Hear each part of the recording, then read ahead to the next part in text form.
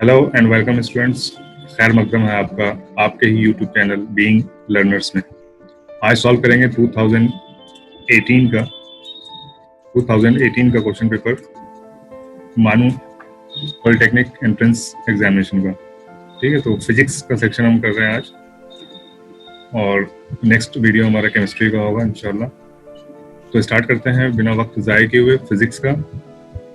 Start करने से पहले एक बात बताना चाहता हूँ कि 10 तारीख को 10th सितंबर को एक प्रैक्टिस टेस्ट है मानू एंट्रेंस एग्जामिनेशन के लिए। जो तैयारी कर रहे हैं जो बच्चे, वो उसमें रजिस्टर करके 10 तारीख को उस टेस्ट को दे सकते हैं और अपनी तैयारी चेक कर सकते हैं। इसके लिए डिस्क्रिप्शन में दिया हुआ लिंक है, आप उस लिंक से जाके अपना नाम, ईमेल आईडी और फ़ोन नंबर डाल के रजिस्टर करा सकते हैं ताकि आपको 10th सितंबर 2020 को आपको उसका लिंक मिल सके। ठीक है, तो मिनिमम 10 बच्चे अगर रजिस्टर करते हैं तो ही वो एग्ज़ाम होगा। अब तक 2-3 लोगों ने रजिस्टर किया हुआ है, तो उम्मीद करता हूँ कि आप भी रजिस्टर करेंगे। पेमेंट का ऑप्शन है उसमें, अगर आप अपने खुशी से पेमेंट करना चाहे तो कर सकते हैं, वरना अगर नहीं भी करेंगे तो भी आप अपीयर हो सकते हैं उसमें। ठीक है, तो स्टार्ट करते हैं क्वेश्चन नंबर 41 से। जब किसी 3 मज़ाहमत यानी कि 3 रेजिस्टेंस 5 ओम, 3 ओम और 4 ओम को सिलसिलावार तौर पर यानी सीरीज में जोड़ा जाए तो मज़ाहमत क्या होगी। तो आपको पता है सीरीज में हम जब जोड़ते हैं 3 रेजिस्टेंस को तो सीधा सीधा उसका जो जोड़ होता है वो इक्विवेलेंट रेजिस्टेंस के बराबर हो जाता है। तो सीधा सीधा इसको जोड़ देंगे तो कितना हो जाएगा, 5, 3, 8, 4, 12 ओम्स। यहाँ पे करेक्ट आंसर आपका हो जाएगा ए। नेक्स्ट क्वेश्चन देखेंगे हम, क्वेश्चन नंबर 42। करीब का साफ नजर नहीं आने को क्या कहते हैं। ठीक है, दूर का अगर साफ नहीं दिखता है उसको हम मायोपिया बोलते हैं। ठीक है, मायोपिया।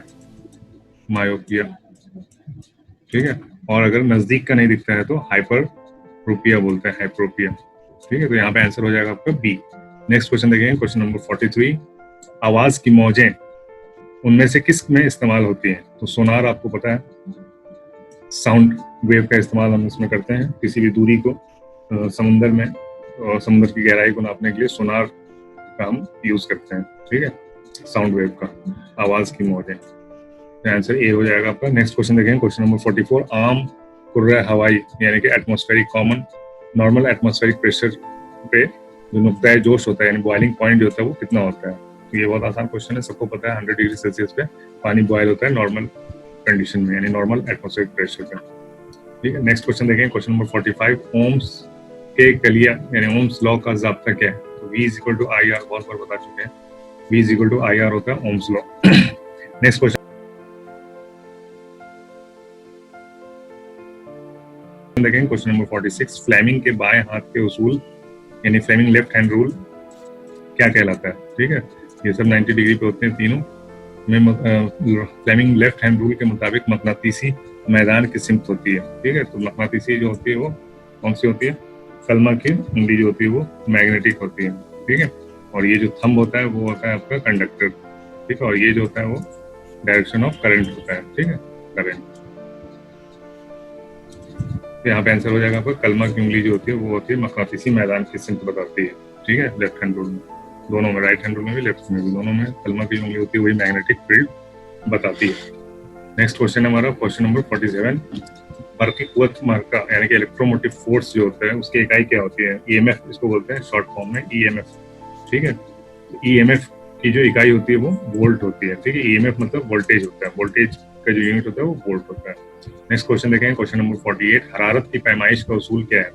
ठीक है, हरारत की जो पैमाइश होती है वो जूल का कलिया कहलाता है यानी जूल्स लॉ ऑफ टेम्परेचर कहते हैं। ठीक है, तो इसमें क्या जूल्स लॉ क्या कहता है, यानी ये बताता है कि किसी भी सर्किट में कितना इलेक्ट्रिक पास करने पे कितनी उसमें आपकी हीट पैदा होगी। ठीक है, किसी भी सर्किट में कितना इलेक्ट्रिक करंट हम देंगे तो कितना हीट पैदा होती है, वो ये जूल्स लॉ बताता है। ठीक है, जूल्स लॉ ऑफ एनर्जी या जूल्स लॉ ऑफ हीट। ठीक है, नेक्स्ट क्वेश्चन देखेंगे, महत्वा अर्थ यानी कॉन्वेक्स लेंस क्या होता है। जो दरमियान में पतला और किनारों पे मोटा होता है, या किसी सतह मसावी होती है, या फिर उसकी जो दरमियान में मोटा और किनारों में पतला होता है, या उनमें से कोई भी नहीं। तो आपको पता है कि कॉन्वेक्स लेंस होता है वो दरमियान में मोटा होता है और किनारे पे पतला होता है। ठीक है, इस टाइप का कुछ शेप होता है। नेक्स्ट क्वेश्चन देखें, क्वेश्चन नंबर 50। सूरज से जमीन तक पहुंचने वाली तपिश की मिसाल क्या है।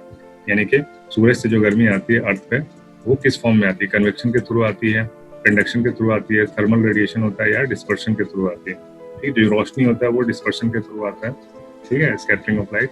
लेकिन यहाँ पे आंसर हो जाएगा आपका थर्मल रेडिएशन। रेडिएशन के थ्रू जो हीट आती है सूरज से धरती पे, अर्थ पे, वो थर्मल रेडिएशन के थ्रू आती है। तो यहाँ करेक्ट आंसर हो जाएगा आपका डी। ठीक है, ये हो जाएगा आपका करेक्ट आंसर। नेक्स्ट क्वेश्चन है हमारा क्वेश्चन नंबर 51, मैकेनिकल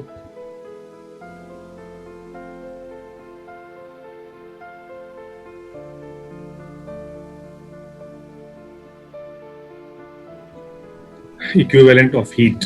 ठीक है, मैकेनिकल इक्विवेलेंट ऑफ हीट की कदर क्या है? ठीक है, मैकेनिकल इक्विवेलेंट ऑफ हीट होता है आपको 4.18 जूल पर कैलोरी। ठीक है, इसको मैकेनिकल इक्विवेलेंट ऑफ हीट बोलते हैं।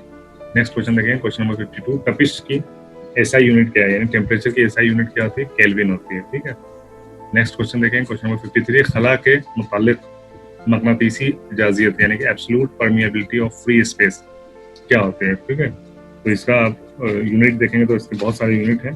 ठीक है, तो सबसे मेन यूनिट जो होता है वो होता है आपका टेस्ला मीटर पर एम्पियर, ठीक, जो कि बराबर होता है आपका न्यूटन पर एम्पियर स्क्वायर।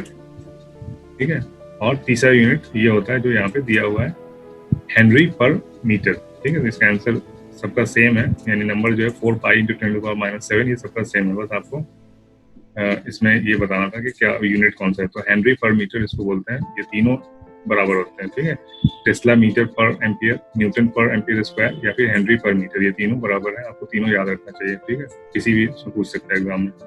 नेक्स्ट क्वेश्चन है हमारा क्वेश्चन नंबर 54, ट्रांसफार्मर किस उसूल पर काम करता है? तो ट्रांसफार्मर आपको मालूम है बाहमी मावियत यानी म्यूचुअल इंडक्टेंस पे काम करता है। ठीक है,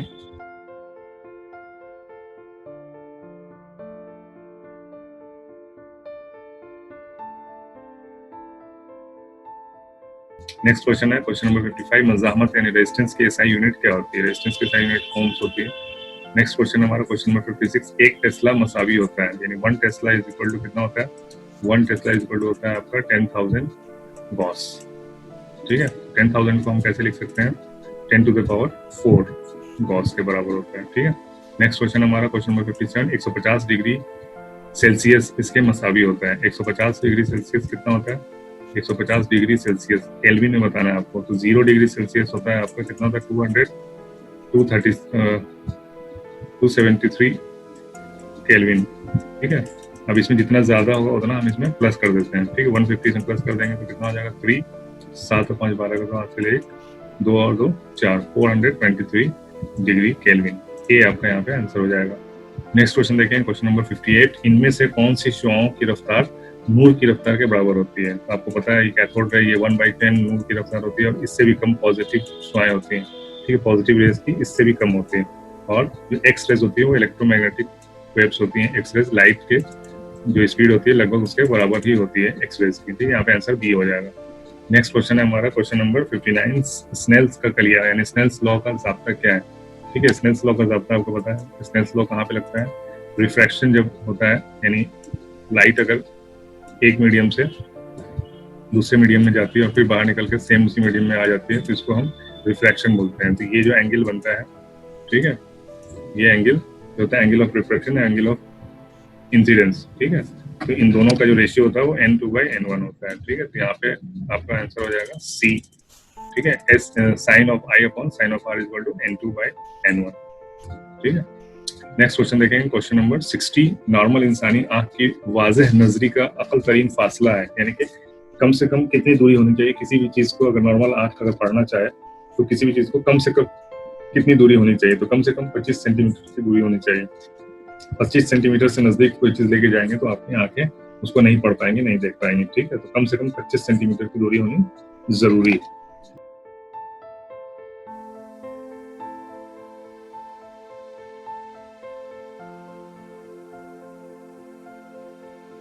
नेक्स्ट क्वेश्चन देखेंगे क्वेश्चन नंबर 61, दूरबीन का इजाद किसने किया था? गैलीलियो साहब ने दूरबीन का इजाद किया था, तो पता है। नेक्स्ट क्वेश्चन है क्वेश्चन नंबर 62, एक प्रिज्म से रोशनी गुजरने पर कौन सा रंग सबसे ज्यादा खम खाता है, यानी मुड़ता है? कौन सा? यानी एक अगर प्रिज्म होता है, लाइट इसमें पड़ती है तो सारे जो उसके कलर्स होते हैं विबग्योर, ठीक है, विबग्योर यानी कि VIBGYOR, ये सारे कलर्स होते हैं, ये सब मुड़ जाते हैं, यानी कि क्या हो जाता है, मुड़ जाते हैं। तो इसमें सबसे ज्यादा कौन सा कलर मिलता है, वो होता है हमारा वायलेट। वायलेट जो कलर होता है वो सबसे ज्यादा कम खाता है, यानी मुड़ता है। ठीक है, नेक्स्ट क्वेश्चन देखें, क्वेश्चन नंबर 63। दो मुतवाजी आइनों के दरमियान रखे हुए शय ऑब्जेक्ट की कितनी अक्स बनेगी। आपको पता है दो आईने सामने रख देते हैं तो एक दूसरे से टकरा के बहुत सारे इनफाइनाइट लामहदूद इमेजेस बनते हैं। आपने बाल कटाने सैलून में गए होंगे तो वहाँ पे देखा होगा, आगे पीछे अगर आईना रखा है तो बहुत सारे इमेजेस, अनगिनत इमेजेस एक के बाद एक दिखते हैं। ठीक है, नेक्स्ट क्वेश्चन देखेंगे, क्वेश्चन नंबर 64। हिंदुस्तान में अल्टरनेटिंग करंट यानी एसी की तारुद यानी फ्रीक्वेंसी कितनी होती है। तो आपको पता है 50 हर्ट्ज फ्रीक्वेंसी चलती है पूरे इंडिया में। ठीक है, नेक्स्ट क्वेश्चन देखेंगे, क्वेश्चन नंबर 65। इनमें से कौन सा आला बर्फी तवानाई को मैकेनिकल तवानाई में तब्दील करता है, इलेक्ट्रिकल टू मैकेनिकल, कौन सा इसमें आला इसको चेंज करता है। तो मोटर जो है उसको हम इलेक्ट्रिक करंट देते हैं तो वो मैकेनिकली घूमता है, तो यहाँ पे आंसर मोटर हो जाएगा। ठीक है, जनरेटर जो है वो मैकेनिकल से इलेक्ट्रिकल में कन्वर्ट करता है, और जो वोल्ट मीटर है ये वोल्टेज को नापता है। ठीक है, और ट्रांसिस्टर जो है, ट्रांसिस्टर इलेक्ट्रॉनिक डिवाइस है। ठीक है, इसमें ट्रांसफार्मर और रेजिस्टेंस दोनों होता है। ठीक है, ये अलग चीज है। तो मोटर जो है वो आपका करेक्ट आंसर हो जाएगा, मोटर।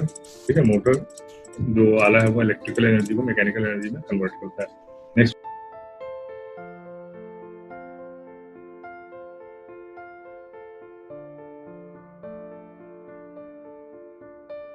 क्वेश्चन देखें, क्वेश्चन नंबर 66। पानी का इनताफ नुमा रिफ्रैक्टिव इंडेक्स कितना होता है।